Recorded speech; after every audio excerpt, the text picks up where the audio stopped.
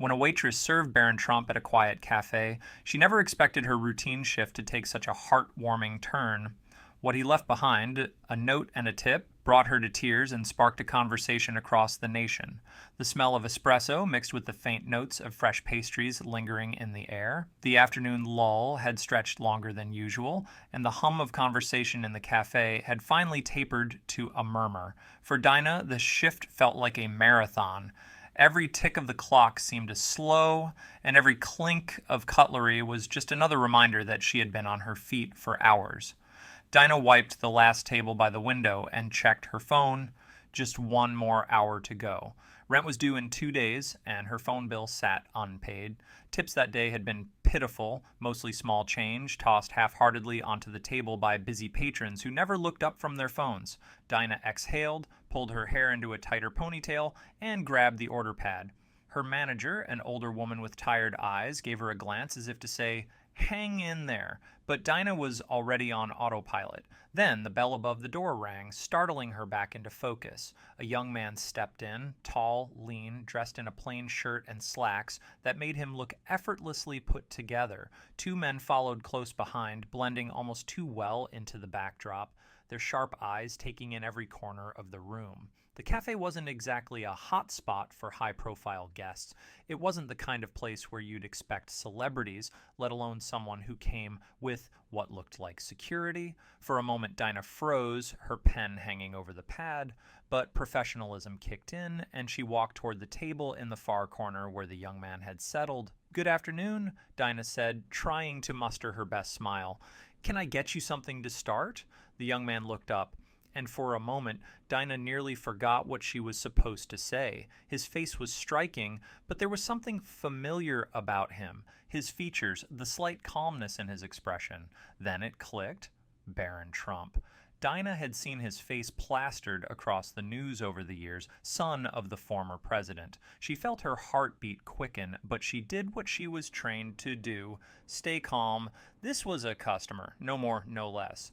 "I'll just have a cappuccino and maybe one of those croissants," Barron said softly, his voice polite but reserved. "Absolutely. Anything else?" He shook his head. "That'll be perfect, thank you." His words were simple, but his tone carried something Dinah couldn't put her finger on. Kindness, maybe, or just sincerity. She scribbled the order, turned back toward the counter, and tried to shake off the flutter in her chest. She wasn't sure if it was nerves or exhaustion, but something about this moment stuck with her. As Dinah prepared the coffee, she couldn't help but glance back toward the corner table. Little did she know this small interaction was about to turn her entire day, and maybe her week, on its head. The steam from the cappuccino machine hissed as Dinah frothed the milk. She kept her movements deliberate, steady, anything to distract her from the odd nervous energy twisting in her stomach. "Why am I acting like this?" she thought. Barron Trump, of all people. Her eyes darted back to the table. He sat quietly, his posture straight but not stiff. He wasn't scrolling on a phone or typing away on a laptop like most patrons. He simply stared out of the window at the street beyond, lost in his thoughts, occasionally sipping water from the glass she had dropped off earlier. By the time the cappuccino and croissant were ready, Dinah had settled herself. She balanced the tray carefully and approached his table. "Here you go," she said, gently placing the cup and pastry down in front of him. He looked up and smiled faintly. "Thank you. You're welcome." "Let me know if you need anything else," she replied, keeping her tone neutral but polite. As Dinah turned to walk back to the counter, something stopped her. Maybe it was the feeling of his eyes still on her, curious but not invasive, or maybe it was just her own tiredness making her self-conscious. Either way, her heart fluttered again. As Dana busied herself with cleaning empty tables and refilling sugar containers, the cafe had grown quiet again, save for the faint hum of background music. She felt the weight of the room in a way she hadn't before, like something invisible was pressing against her, urging her to pay attention. Out of the corner of her eye, Dana noticed Barron pull a pen from his pocket and lean over the receipt as his meal came to an end. He scribbled something quickly, almost as if he didn't want anyone to notice, folded the paper neatly, and tucked it beneath the empty coffee cup. Then he stood, gathering his phone and coat. Dana watched him for a split second before she forced herself to focus. "Thank you for coming," she called out softly as he passed by. She called out softly as he passed by. Barron turned back just slightly and smiled. Have a good day. Those words lingered longer than they should have. Dana stood there, frozen in the middle of the cafe, her eyes following him as he exited with his security close behind. The bell above the door chimed one last time, and then the room was quiet again. She let out a slow breath, picked up her tray, and made her way over to clear the table. The cappuccino cup sat empty, a small residue of foam clinging to its rim. Beside it, the croissant plate held nothing but crumbs. And there it was, the receipt. Dana picked it up carefully, the folded paper feeling heavier than it should have been. Her first thought was of the tip. Maybe it would be generous, but that wasn't uncommon with wealthy customers. They often threw money around to make up for their lack of interaction. But as she unfolded the receipt, the air in her chest vanished. At the bottom, beneath the total, was a number, a tip so large it made her stomach drop, 4 crisp digits, and above it a handwritten note. Your kindness and hard work don't go unnoticed. My family has been where you are. Stay strong, brighter days are coming. Dana's hands began to tremble. She read the words again, this time slower, letting every sentence sink in. Her eyes darted to the door where Barron had disappeared, and her vision blurred as hot tears pooled in her eyes. Her knees felt weak. She stumbled back into the empty chair across from where he'd sat and just stared. The note, the tip, it wasn't about the money. It was the words, the weight of empathy written in ink by someone she never imagined would notice her existence. For the first time in weeks, months even, Dana felt seen. As the tears streamed down her face, she thought about what those words meant. But this moment wasn't over. Not yet. Someone else would see the note, and Dana's story was about to ripple far beyond the walls of the cafe. The sound of the cafe door opening jolted Dana from her trance. She wiped her tears quickly with the back of her hand, tucking the note into her apron pocket as her manager approached. You okay? Her manager asked, narrowing her eyes in concern. What happened? Dana hesitated for a second, trying to find the right words. I'm fine, she said, though her voice cracked slightly. Just a really generous tip. Her manager raised an eyebrow, not convinced. Generous enough to make you cry? Dana nodded, managing a shaky laugh as she reached for the folded receipt and held it out. The moment her manager saw the number, she let out a low whistle. No way. Who left this? Corner table? Dana replied, her voice softer now. That was Barron Trump. Her manager blinked. The Barron Trump? Are you serious? Yeah, Dana said, pulling the note from her pocket. But it's not just the money. She handed the note over carefully, as though it might crumble in her hands. Her manager read it, and for the first time in months, Dana saw a genuine softness in her boss's eyes. Wow, she whispered, handing the note back. That's something else. It really is, Dana agreed, folding the note again like it was some kind of treasure. I don't even know why he wrote it. I didn't do anything special. Her manager looked at her for a long moment. Sometimes people just know, Dana. They can see what you're going through. If you think you're hiding it, you're here every day, working your tail off, always kind to customers, even the ones who don't deserve it. Maybe he saw that. Dana swallowed hard. She hadn't realized how much she needed to hear those words. For months, she'd been treading water, working double shifts to pay rent, skipping meals to make sure she could cover her mom's prescriptions. She'd been kind because it was the only part of herself she hadn't let the world take away, and somehow he'd seen that. As the minutes passed, a strange buzz filled the cafe. A couple of coworkers whispered by the pastry display, pointing towards the table where Barron had sat. News traveled quickly, and it wasn't long before one of the baristas came up to her. You served him, didn't you? The girl asked, her voice somewhere between excitement and disbelief. What did he say? Was he nice? Dana smiled faintly. Yeah, he was really nice. Man, I'd freak out, the barista laughed. That's so crazy. Dana didn't say anything more. She didn't want to explain the note or the tip. Somehow sharing it felt like taking something sacred and putting it on display. For now, it was hers. The rest of her shift passed in a blur.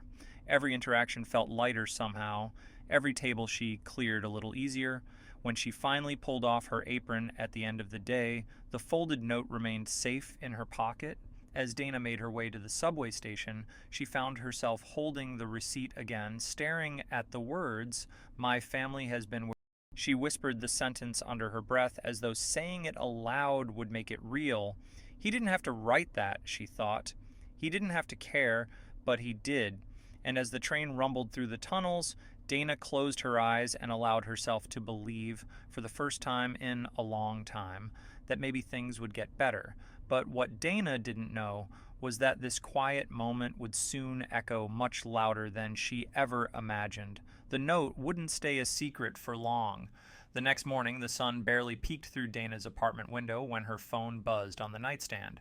She groaned, rolling over to check the screen. Dozens of notifications flooded her lock screen. "Why is everyone texting me?" she mumbled, squinting at the messages. "Girl, is this you? You're famous. Is this real?" Her thumb hovered over one message that included a link. It was a screenshot of the Daily Post headline. Barron Trump leaves waitress a touching note and a huge tip. Internet reacts. Dana sat bolt upright, her heart hammering in her chest as she clicked the link. The article told the story word for word. A struggling waitress, an unexpected guest, a note full of empathy, and a tip that seemed to have changed her life. The photo attached was of the note itself, her note, written in Barron's neat handwriting. Dana's hands shook as she scrolled. How did this happen? She opened another message from one of her coworkers.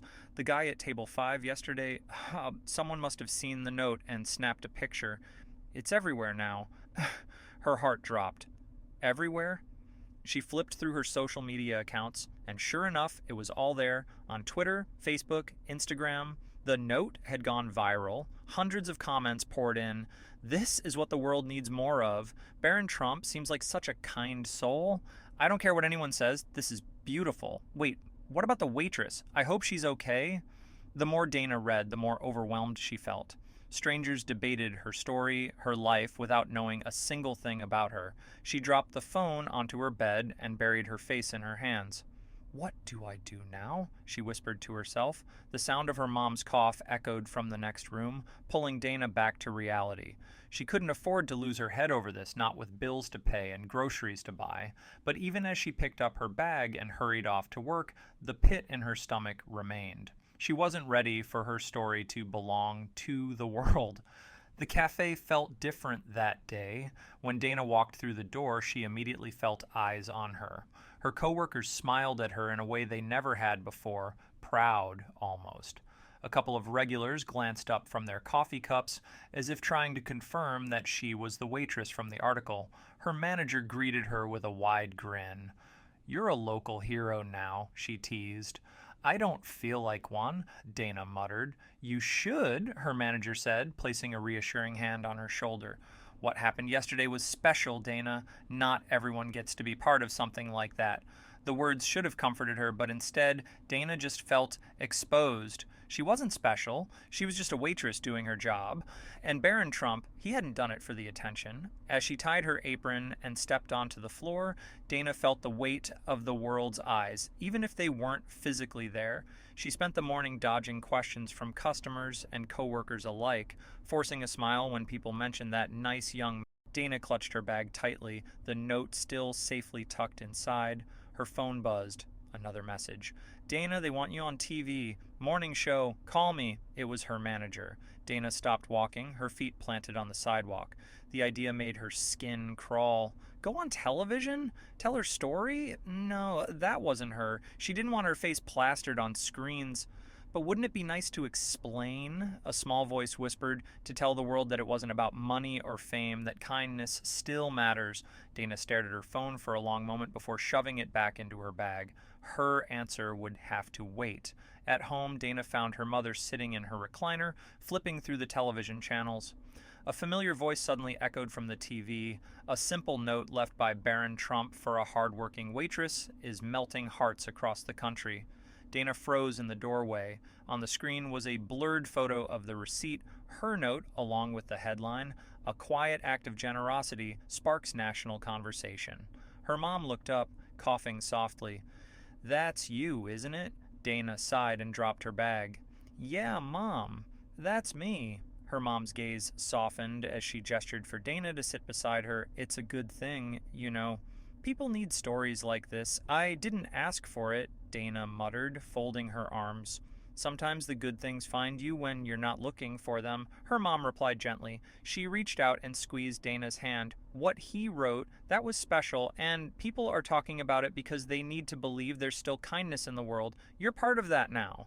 Dana swallowed hard. It feels too big for me, Mom. Like I don't deserve it. Her mom shook her head slowly. Don't say that. You work hard every day to keep us afloat. You're kind to people even when you're tired. That's who you are, Dana. And someone saw it. Someone decided to remind you that you matter. Dana's eyes filled with tears again, but this time she didn't fight them. Her mom was right. The note wasn't just about her. It was about hope. It was about showing people that small gestures still had power, that kindness still carried weight. That night, as Dana lay in bed, staring at the ceiling, her phone buzzed once more. She didn't need to check it to know what it was. More people, more questions, more noise. But beneath it all, the note sat tucked under her pillow, a tangible reminder that someone out there, someone unexpected, had seen her. For once, Dana didn't feel invisible. The next day, Dana made a choice. She called her manager. "Tell the morning show I'll do it," she said quietly. Her manager nearly dropped the phone. "Are you sure?" "Yes, but I'm not going to talk about the money. I want to talk about the note, about kindness. That's all." The interview was simple. Dana sat on the couch, hands folded nervously in her lap as the host leaned forward. "Dana, you've been in the spotlight these past few days because of something very unexpected. A note and a tip from Barron Trump. Can you tell us how it felt when you first read it?" Dana paused, choosing her words carefully. "Honestly, it caught me off guard. It wasn't about the money, it was what he wrote. I've been going through a tough time, and those words meant more than I can explain." The host nodded. The note said, "Your kindness and hard work don't go unnoticed. My family has been where you are. Stay strong, brighter days are coming." What do you think he meant by that? Dana glanced at the camera, suddenly feeling like she was speaking to every person watching, not just the host. "I think he meant that we all go through struggles, no matter who we are, no matter what family we come from. And sometimes, when you're at your lowest, the smallest act of kindness can change everything. It reminds you that someone sees you and that you're not alone." The studio fell silent for a beat, the weight of her words hanging in the air. The host smiled warmly. "That's a beautiful message, Dana. Is there anything you'd like to say to Barron if he's watching?" Dana's voice wavered slightly, but she smiled. "Just thank you. Not for the money, but for seeing me, for reminding me to hold on to hope. You made more of a difference than you know." When the interview aired, Dana didn't look at her phone. She didn't check the comments or the headlines. Instead, she went back to work the next day, apron tied snugly, a little lighter on her feet. The cafe was busier than ever. Customers smiled at her differently now, not because they knew her story, but because she felt seen. People left kind notes on napkins, tipped just a little extra, or simply said thank you with sincerity. Dana kept Barron's note tucked inside her wallet, where it would stay for years to come. A reminder that small gestures matter, that you never know how much hope a few words can bring. Sometimes the smallest act of kindness can change someone's life.